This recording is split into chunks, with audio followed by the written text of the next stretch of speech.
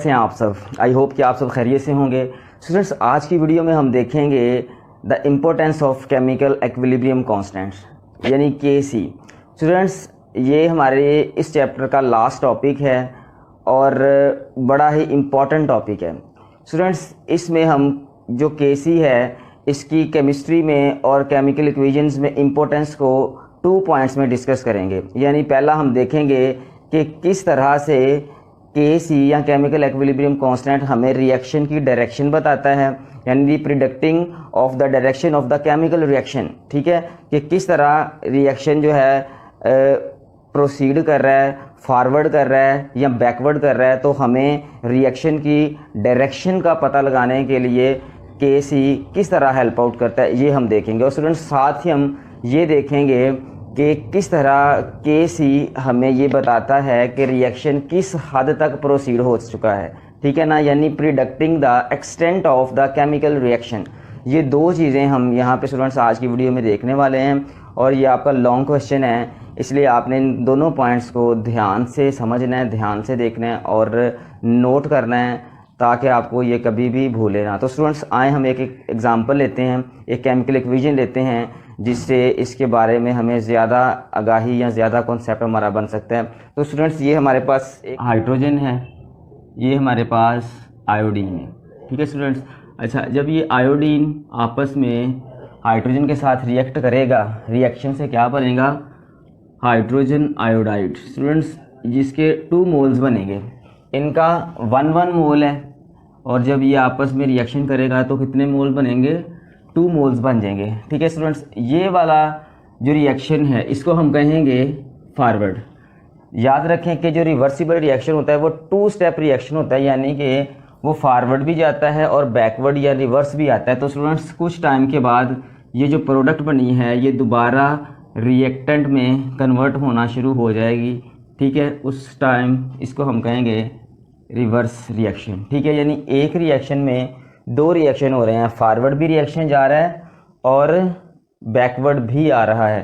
Students, इसको अब आपने ध्यान से समझना है। ठीक है, हम कहते हैं कि जनाब इसके अंदर जो है केमिकल इक्विलिब्रियम पाया जाता है, यानी कुछ टाइम के बाद इसका जो rate of the forward reaction और rate of the backward reaction equal हो जाता है। अगर हम एक्सप्रेशन लेना चाहें तो KC एक्सप्रेशन के लिए हमें ऊपर आपको पता है प्रोडक्ट्स रखनी पड़ती हैं। ठीक है, और जो नंबर ऑफ़ मोल्स होते हैं वो ऊपर चले जाते हैं।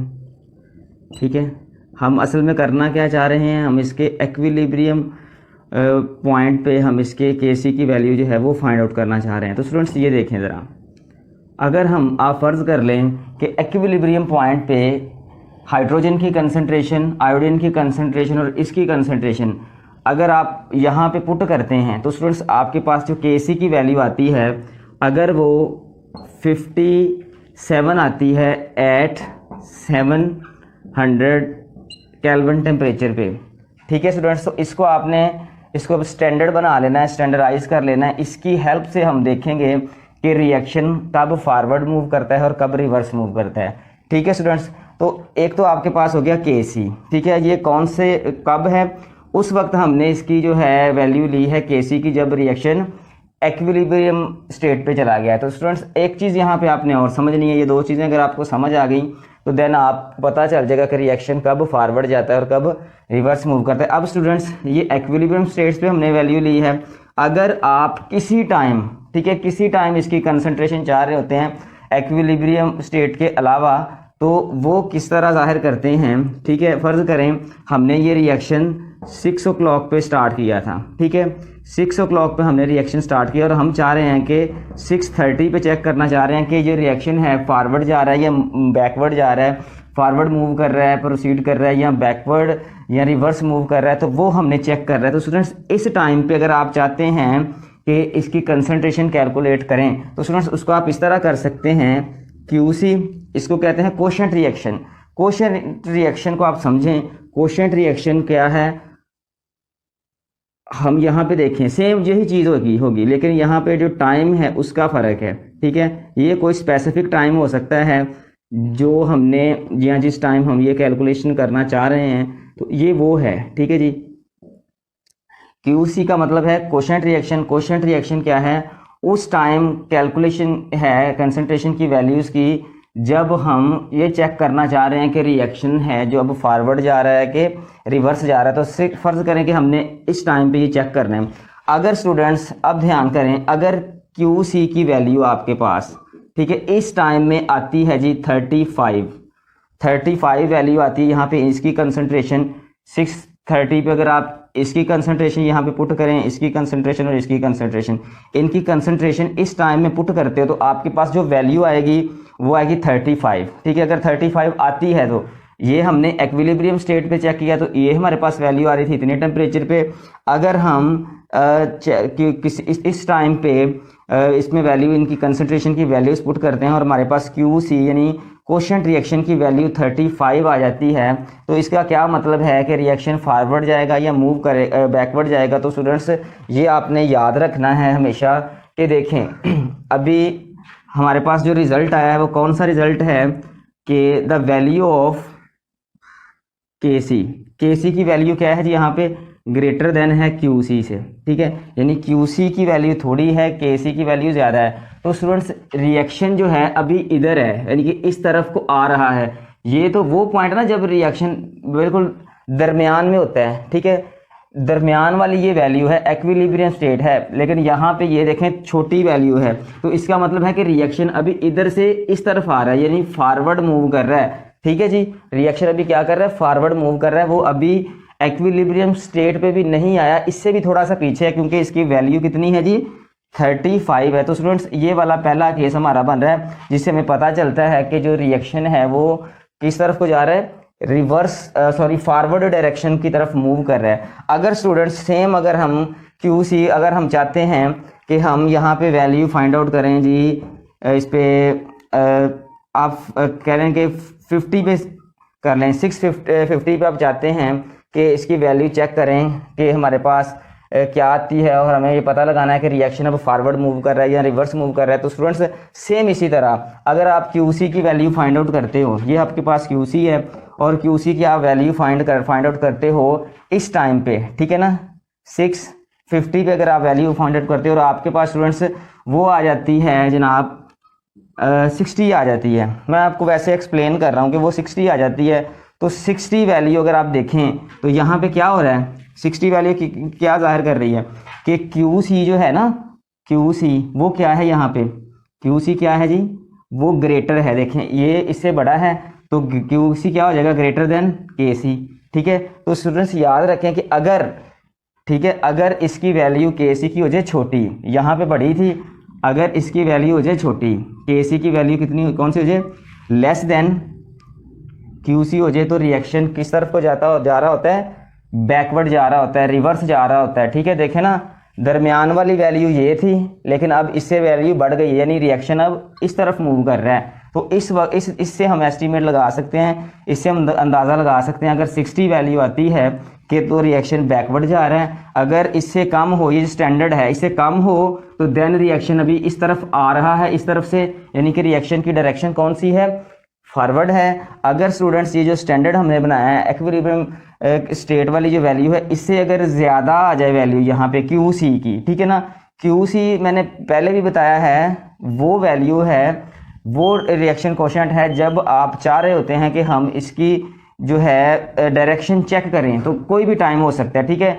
इसको आमतौर पे स्टूडेंट्स यहाँ पे फ़र्क इसका ये होता है कि इसको हम जो कंसंट्रेशन होती है उसके साथ T लगाते हैं। ठीक है, यहाँ पे आपको चाहिए था ऐसे लगाना। ठीक है, यानी कि कोई भी टाइम, तो कोई भी जब आप यहाँ पे QC फाइंड आउट करते हो तो उसकी कंसंट्रेशन इसकी ब्रैकेट्स के साथ आप जो है वो स्मॉल T लगाएं, क्योंकि इससे ये पता चलता है कि ये किसी गिवन टाइम में या दिए जो टाइम जिस टाइम पे आप चाह रहे हो उस टाइम पे आप रिएक्शन कोशेंट की वैल्यू कैलकुलेट कर रहे हो। तो स्टूडेंट्स ये देखें, इससे हमें पता चलता है रिएक्शन फॉरवर्ड जा रहा है या बैकवर्ड जा रहा है। एक यहाँ पे और केस है, अगर आपके पास QC की वैल्यू आप फाइंड आउट करते हो, ठीक है, कोई टाइम आप लेते हो और आपके पास वैल्यू जो है वो इतनी ही आ जाए जितनी एक्विलिब्रियम कांस्टेंट या एक्विलिब्रियम स्टेट पे आई हुई है, यानी कि ये वैल्यू है ना आपके पास, अगर आप फाइंड आउट कर रहे हो किसी टाइम इसकी कंसंट्रेशन और आपके पास जो है सेम जो वैल्यू है QC की और KC की इक्वल आ जाए, तो देन स्टूडेंट्स रिएक्शन किसमें होता है, ना फॉरवर्ड होता है ना रिवर्स होता है, बल्कि इक्विलिब्रियम स्टेट पे होता है। तो थर्ड यहाँ पे केस कौन सा बनेगा, अगर तो बच्चे रिएक्शन, अगर तो Kc की वैल्यू और Qc की वैल्यू बिल्कुल इक्वल आ जाएं, यानी हमने जो यहाँ पे स्टैंडर्ड रखा है 57, अगर इसकी भी 57 है Kc की और Qc की भी वैल्यू अगर आ जाए आपके पास 57, तो देन स्टूडेंट्स हम कहते हैं कि रिएक्शन यहाँ पे क्या है, इक्विलिब्रियम स्टेट पे है। तो स्टूडेंट्स ये हमारे पास सेम यही रिएक्शन है, ठीक है, ये वाला रिएक्शन है। हम कहते हैं कि जी इसकी यहाँ पे कंसंट्रेशन है हमारे पास 2, इसकी हमारे पास कंसंट्रेशन है यहाँ पे 3, ठीक है, इसकी कंसंट्रेशन है हमारे पास यहाँ पे 6। इसकी वैल्यूज को अगर हम यहाँ पे पुट करें, ठीक है जी, QC हम इसका फाइंड आउट करना चाह रहे हैं, तो स्टूडेंट्स ये देखें, ऊपर लगाएं 6 क्योंकि हमने 6 रखी है, ऊपर स्क्वायर है, नीचे क्या है जी, हाइड्रोजन की कितनी है 2 है, ठीक है, और यहाँ पे क्या है जी 3। देखें स्टूडेंट्स, हमने इसकी QC की वैल्यू फाइंड आउट करनी है, तो ऊपर हमारे पास कितना आएगा 36, यहाँ पे हमारे पास कितना आएगा 6।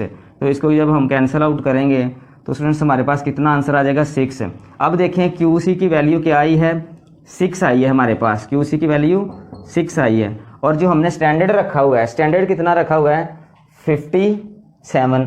अब 57 जो है वो 6 से क्या है, कैपिटल है, बड़ा है यहाँ, यानी कि Kc की वैल्यू ग्रेटर देन है, बड़ी है 6 से, ठीक है ना, यानी कि QC से, ठीक है, ओके। ऐसे देखें, ये देखें ग्रेटर देन है ना 6 से, तो यहाँ पे फिर क्या चीज़ है, यहाँ पे ये रिएक्शन क्या शो कर रहा है कि इस टाइम पे जब हमने ये कंसंट्रेशन पुट की हैं, यानी कि कोई भी टाइम है, उस वक्त रिएक्शन कौन सी डायरेक्शन में जा रहा था, फॉरवर्ड जा रहा था, इस वजह से ये वैल्यू आई है, ठीक है। अगर आप यहाँ पे कंसंट्रेशन चेंज करते हो, ठीक है, किसी ज़्यादा और टाइम लेते हो और टाइम पे इसकी कंसंट्रेशन और होगी, तो अगर मुख्तलिफ कंसंट्रेशन आप पुट करते जाओगे मुख्तलिफ टाइम पे, तो इसकी जो है वैल्यू वो वेरी करती जाएगी, चेंज करती जाएगी। तो फिर उस वैल्यू से हम ये एस्टीमेट लगाते हैं, अंदाज़ा लगाते हैं कि रिएक्शन जो है फॉरवर्ड जा रहा है या बैकवर्ड जा रहा है। तो स्टूडेंट्स ये इसका पहला पॉइंट आपको आई थिंक कि आपको जो है अच्छी तरह क्लियर हो गया। अब नेक्स्ट जो इसका सेकंड पॉइंट है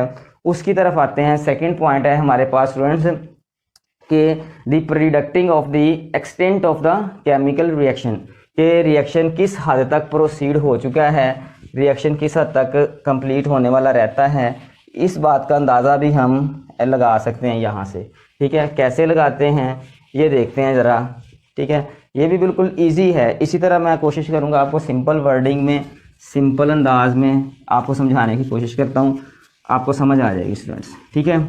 ये तो हम चेक कर रहे थे ना कि रिएक्शन कौन सी डायरेक्शन में जा रहा है।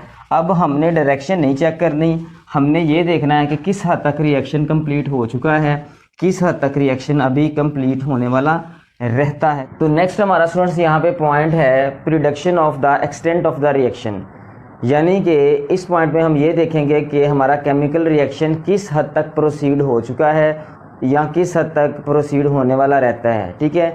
हम यहाँ पे रिएक्शन की एक्सटेंट को देखेंगे, ठीक है स्टूडेंट्स, केसी की हेल्प से, केसी की मदद से। कैसे हम केसी की मदद से इसकी एक्सटेंट को फाइंड आउट कर सकते हैं? तो स्टूडेंट्स इसके लिए आपने 3 वैल्यूज़ याद रखनी हैं। एक होती है लार्ज वैल्यू, ठीक है जी, लार्ज वैल्यू नंबर 1 पे, ठीक है। उसके बाद आपने याद रखना है स्मॉल वैल्यू, इजी है बिल्कुल ये भी, ठीक है। और नंबर 3 पे है जी हमारे पास नीदर लार्ज नॉर स्मॉल, ठीक है जी। अब देखें इस बात को समझें, लार्ज वैल्यू कौन सी होगी, स्मॉल वैल्यू कौन सी होगी और एवरेज या दरमियानी वैल्यू कौन सी होगी स्टूडेंट्स। ये देखें ज़रा, मैं आपको यहाँ पे समझाने की कोशिश करता हूँ कि वो तमाम वैल्यूज़ जिनकी पावर 10 में हो और पॉजिटिव हो, ठीक है, 10 में हो और पॉजिटिव हो, वो आमतौर पे लार्ज वैल्यू कहलाती हैं। मसलन अगर आप देखें, ये मैं कहता हूँ कि जी आपके पास एक वैल्यू है 10 टू रेस पावर, ठीक है, कोई भी वैल्यू हो सकती है, ठीक है। ये अगर आपके पास एक वैल्यू है फ़र्ज़ करें, ठीक है, यहाँ पे ये पॉजिटिव है, अगर आपके पास 10 की पावर पॉजिटिव है देन इस वैल्यू को हम कहेंगे large numerical value of for KC, ठीक है स्टूडेंट्स। अगर आपके पास कोई वैल्यू इस तरह की आती है 3.2 ही अगर फ़र्ज़ कर लें, लेकिन यहाँ पे पॉजिटिव की जगह पे नेगेटिव है, तो देन हम इसको स्मॉल वैल्यू कहेंगे। ठीक है स्टूडेंट्स, ये आपने याद रखना है। ये केसी की कौन सी है, लार्ज वैल्यू, ये केसी की कौन सी है, स्मॉल वैल्यू। क्योंकि अगर स्मॉल, लार्ज और ये आपको कंसेप्ट होंगे ना आपके पास तीनों, तो देन आप फाइंड आउट कर सकते हैं कि रिएक्शन जो है किस हद तक प्रोसीड कर चुका है, किस हद तक रहता है। ठीक है स्टूडेंट्स। अच्छा, उसके बाद एवरेज वैल्यू कौन सी होगी, जो ना लार्ज हो तो ना स्मॉल हो। उसके लिए स्टूडेंट्स ये है आपके लिए कि अगर कोई आपके पास इस तरह की वैल्यू आ जाती है, ठीक है, ये देखें ना बहुत लार्ज है ना बहुत स्मॉल है, ये एवरेज वैल्यू है। अगर आपके पास इस तरह की कोई एवरेज वैल्यू आती है तो देन स्टूडेंट्स उसको हम इस पॉइंट में लेंगे। अब किस तरह इसको इस्तेमाल करके किस तरह हमें पता चलेगा कि रिएक्शन जो है वो किस हद तक मतलब प्रोसीड हो चुका है, किस हद तक रहता है, तो वो स्टूडेंट्स हम एक केमिकल इक्वेशंस की मदद से इसको लेते हैं। आपके पास ये एक सिंपल, आप इस रिएक्शन को देखें, ये आपके पास है कार्बन मोनोऑक्साइड और ऑक्सीजन। ठीक है स्टूडेंट्स, ये आपस में रिवर्सिबल रिएक्शन करते हैं और कार्बन डाइऑक्साइड बनाते हैं। ठीक है जी, इसको अगर आप बैलेंस करें तो ये ऐसे बैलेंस होगा। ठीक है, कार्बन के 2 हैं, इधर भी 2 हैं, ऑक्सीजन इधर 2 और ये 2 4 और इधर भी 4, ये आपके पास कार्बन के हैं। स्टूडेंट्स ये देखें, यहाँ पे अगर आप Kc की वैल्यू फाइंड आउट करें तो इसमें Kc की वैल्यू दी गई है आपकी बुक में 2.2 मल्टीप्लाई बाय 10⁻22। ये आपके पास कौन सी वैल्यू, अगर आप देखें तो ये आपके पास पॉजिटिव वैल्यू है। किस टेम्परेचर पे है, एट 1000 केल्विन पे। तो ये स्टूडेंट्स अगर आप वैल्यू देखें, ये प्लस की वैल्यू है, पॉजिटिव वैल्यू है, यानी कि लार्ज वैल्यू है। अगर आपके पास स्टूडेंट्स के की वैल्यू लार्ज आ रही हो, यानी कि पॉजिटिव में आ रही हो, जैसे ये रिएक्शन यहाँ पे दे रहा है आपको वैल्यू एक, ठीक है, तो इसमें आप कौन सी बात को कंक्लूड करेंगे, क्या निकालेंगे आप, इससे नतीजा अखज़ करेंगे। तो स्टूडेंट्स इसका मतलब ये है कि रिएक्शन ऑलमोस्ट कंप्लीट हो चुका है। अगर आपके पास बहुत बड़ी वैल्यू आती है, लार्ज वैल्यू आती है, लार्ज न्यूमेरिकल वैल्यू आती है Kc की, तो इसका मतलब ये होता है कि रिएक्शन जो है ऑलमोस्ट कंप्लीट हो चुका है, यानी सारे के सारे रिएक्टेंट्स प्रोडक्ट्स में कन्वर्ट हो चुके हैं। इसका मतलब ये है, अगर बड़ी वैल्यू आती है तो इसका मतलब ये है कि रिएक्शन तकरीबन सारा कंप्लीट हो चुका है। ठीक है, और स्टूडेंट्स अगर इस रिएक्शन में ये वैल्यू आई है, इसका मतलब यह है कि ये रिएक्शन सारा जो है कंप्लीट हो चुका है, सारे रिएक्टेंट्स प्रोडक्ट्स में जा चुके हैं। तो स्टूडेंट्स ये आपके बात हो गई। अगर दूसरी बात, अगर स्मॉल वैल्यू आती है आपके पास, कोई भी केमिकल रिएक्शन आता है जिसके लिए आपके पास के की वैल्यू, Kc की वैल्यू स्मॉल आती है, तो वो क्या होगा, सिंपल, इसमें भी आप एक रिएक्शन ले रहे हैं, ये आप फर्ज करें आपके पास एक रिएक्शन है अमोनिया। ठीक है जी, ये आपके पास है स्टूडेंट्स, यहाँ पे ये क्या है, रिएक्टेंट्स, ये याद रखना, ये यहाँ पे रिएक्टेंट्स हैं, यहाँ पे क्या है, ये कन्वर्ट हो जाता है प्रोडक्ट्स में, किस में, प्रोडक्ट्स में। तो यहाँ पे देखें आप, अगर इसको बैलेंस करें तो यहाँ पे कितना आएगा, 3 6 हाइड्रोजन बैलेंस हो गया, नाइट्रोजन भी बैलेंस है। तो ये आपके पास क्या है जी, एक एग्जांपल है, एक केमिकल रिएक्शन है। यहाँ पे अगर Kc की वैल्यू फाइंड आउट करें तो आपकी बुक में Kc की वैल्यू जिसने फाइंड आउट की हुई यहाँ पे वो है जी Kc is equal to 9.0 multiply by 10⁻⁻⁹। ठीक है स्टूडेंट्स, ये Kc की वैल्यू है। ये अगर आप देखें तो ऊपर साइन कौन सा है, माइनस, और माइनस का जो सब साइन आता है 10 की पावर में, तो वो हम उसको स्मॉल वैल्यू कंसीडर करते हैं। तो यहाँ पे इस रिएक्शन में ये रिएक्टेंट्स हैं, ये प्रोडक्ट्स हैं, तो यहाँ पे Kc की वैल्यू यानी एक्विलिब्रियम कांस्टेंट की वैल्यू वो नेगेटिव में है, स्मॉल है। यानी कि स्टूडेंट्स इससे हमें ये पता चल रहा है कि अभी यहाँ पे जो रिएक्टेंट्स की मिकदार है वो मैक्सिमम है और यहाँ पे मिनिमम है।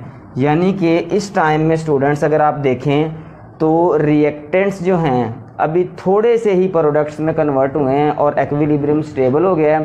ठीक है, तो इसका मतलब यही है कि रिएक्शन अभी स्टार्ट ही हुआ है, अभी बिल्कुल, अगर इसकी आप लिमिट को फाइंड आउट करें तो बिल्कुल अभी इसकी इनिशियल पोजीशन ही है और एक्विलिब्रियम स्टेबल हो गया है। तो यही चीज़ है, यहाँ से हमें नेगेटिव वैल्यू से पता चलता है कि रिएक्शन अभी, इसके जो सारे रिएक्टेंट्स हैं वो प्रोडक्ट्स में कन्वर्ट नहीं हुए और एक्विलिब्रियम स्टेबल हो गया। ठीक है स्टूडेंट्स, तो ये इसका कौन सा पॉइंट था, सेकंड पॉइंट था। अब थर्ड पॉइंट पे देखें, थर्ड पॉइंट के लिए आप एक और केमिकल रिएक्शन ले लें, ठीक है। ये भी आपकी बुक में रिएक्शन यहाँ पे उसने मेंशन किया हुआ है, अगर आप इसको देखें ये, ठीक है। तो ये क्या होगा, ये भी नेक्स्ट जो है नेक्स्ट कंपाउंड में जब कन्वर्ट होगा तो इसमें क्या है, फाइंड बिल्कुल इक्वेशन बैलेंस है। इसकी जो वैल्यू आती है स्टूडेंट्स Kc की, इसकी इक्विलिब्रियम की वैल्यू आती है, वो बिल्कुल कह लें कि एवरेज वैल्यू होती है 0.211। ये क्या है देखें ना, इसकी 10 की इसमें पावर है, ठीक है, इस तरह की कैटेगरी की नहीं है, इस कैटेगरी की मतलब वैल्यू है। तो जब इस कैटेगरी की वैल्यू आती है तो वो हमें ये बताती है कि यहाँ पे रिएक्टेंट्स की जो वैल्यू है, जो अमाउंट है और प्रोडक्ट की जो अमाउंट है वो कंपेरेबल है, मतलब बराबर बराबर है। जितने रिएक्टेंट्स हैं उतने ही तकरीबन प्रोडक्ट्स हैं, इनकी जो क्वांटिटी है वो कंपेरेबल है, तकरीबन इक्वल है। हमें जब Kc की वैल्यू इस तरह की मिलती है, तो स्टूडेंट्स ये है इसका कॉन्सेप्ट कि इन 3 तरह की वैल्यू से हम किस तरह पता करवा सकते हैं कि कोई भी केमिकल रिएक्शन किस हद तक फॉरवर्ड मूव कर चुका है, किस हद तक वो रबी मतलब इनिशियल पोजीशन पे है, किस हद तक वो हमें पता चलता है कि रिएक्शन कौन सी स्टेज पे है। तो हम स्टूडेंट्स इससे रिएक्शन की स्टेज का पता असल में लगाते हैं कि किस स्टेज में है। देखें अगेन मैं करता हूँ, वैल्यू अगर ज़्यादा है, लार्ज न्यूमेरिकल वैल्यू है, तो इसका मतलब ये होता है कि तब इक्विलिब्रियम जाके स्टेबल हुआ है। इक्विलिब्रियम जब इसकी ऑलमोस्ट सारे रिएक्टेंट्स प्रोडक्ट्स में कन्वर्ट हो चुके हैं, मैक्सिमम कह लें कि प्रोडक्ट्स में जा चुके हैं, तब इक्विलिब्रियम कांस्टेंट जो है आ रहा है आपके पास, या तब इक्विलिब्रियम स्टेब्लिश हुआ है। और यहाँ पे आपको अगर आप देखें तो इसका मतलब ये है, अगर स्मॉल वैल्यू आ रही है तो वो थोड़े से ही अभी रिएक्टेंट्स प्रोडक्ट्स में गए हैं और इक्विलिब्रियम स्टेबल हो गया है, ठीक है, ये देखें। और यहाँ पे अगर आप देखते हो ये एक एवरेज सी आपके पास वैल्यू आती है जो इस बात का सबूत दे रही है कि ये दोनों रिएक्टेंट्स और प्रोडक्ट्स की जो अमाउंट्स हैं वो यहाँ पे कंपेरेबल हैं, बराबर हैं, इक्वल हैं तकरीबन।